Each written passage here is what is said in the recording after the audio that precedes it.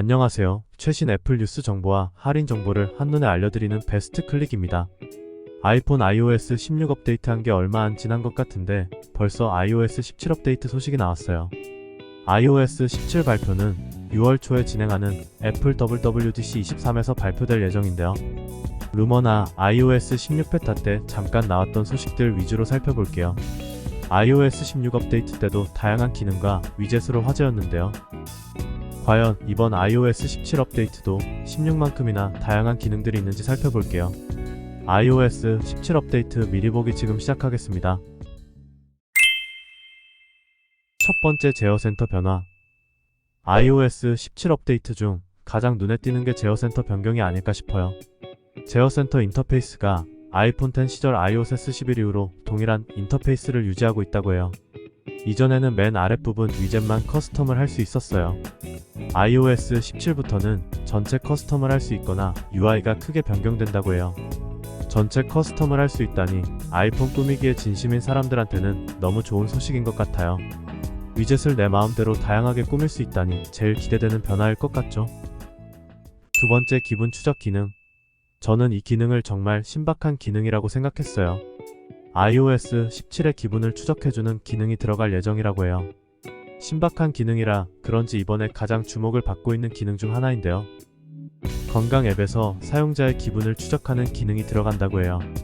몇 가지 질문에 대해 답을 하게 되면 하루의 전체적인 감정 변화를 아이폰으로 모니터링할 수도 있다고 해요. 어떤 특정한 알고리즘으로 파악을 한다고 하는데요. 사용자의 음성 패턴, 여러 기타 데이터를 가지고 사용자의 기분을 판단한다고 해요. 그리고 아이패드에서도 아이폰의 건강 앱을 출시할 예정이라고 해요. 아이패드만 가지고 계신 분들도 이런 기능을 사용할 수 있을 것 같아요. 과연 이 기능은 정확성을 보여줄 수 있을까요?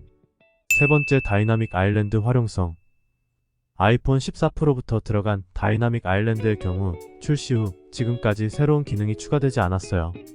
그런데 아이폰 15 시리즈도 14에 들어간 똑같은 다이나믹 아일랜드가 들어가면서 폼팩터를 다이나믹 아일랜드 위주로 갈 것 같다고 해요. 이에 맞춰서 좀 더 많은 기능들을 제공할 예정이라고 해요.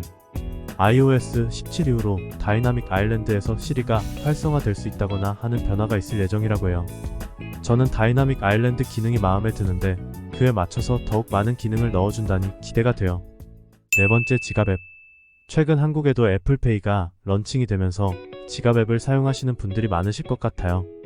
iOS 17 업데이트에서는 지갑 앱의 디자인이 바뀐다고 해요. 디자인은 탭과 검색 중심으로 바뀌게 된다고 해요. 저축 같은 새로운 기능이 추가될 것이라고 해요. 아직 미국에서 제공되는 서비스이기 때문에 저축 기능은 제한이 있을 것 같아요. 지갑 앱의 변화는 애플페이를 사용하신다면 좋을 것 같아요. 다섯 번째 저널링 앱. 저널링 앱은 사용자의 일상과 생각을 기록해주는 앱이라고 해요.